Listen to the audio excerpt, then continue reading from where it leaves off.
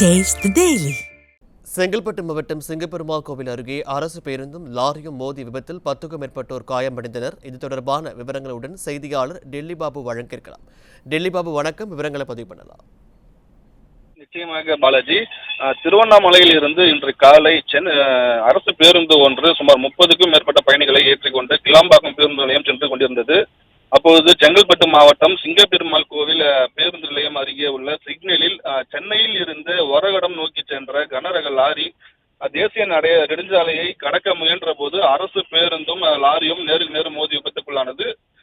இதில் அரசு பேருந்து மற்றும் கனரக லாரியின் முன்பக்கங்கள் அதிக அளவில் சேதமடைந்துள்ளது. இந்த விபத்தில் அரசு பேருந்தில் பயணம் செய்த ஓட்டுநர், நடத்துனர் உட்பட பயணிகள் என 10க்கும் மேற்பட்டோர் படுகாயமடைந்துள்ளனர். காயமடைந்தவர்களை மீட்டு போலீசார் 108 ஆம்புலன்ஸ் மூலம் அரசு மருத்துவமனைக்கு சிகிச்சைக்காக அனுப்பி வைத்துள்ளனர். மேலும் இந்த விபத்துக்குள்ளான பேருந்து மற்றும் லாரியை அகற்றும் பணியில் போலீசார் ஈடுபட்டு வருகின்றனர்.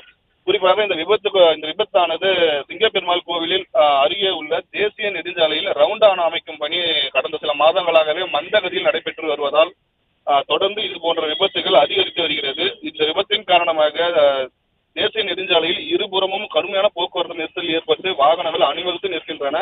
இதன் காரணமாக தென் மாவட்டத்தில் இருந்து சென்னை நோக்கி வேலைக்காகவும் பள்ளி கல்லூரிகளுக்கு செல்லும் மாணவர்களும் தாமதமாக செல்லக்கூடிய சூழ்நிலை உருவாகியுள்ளது.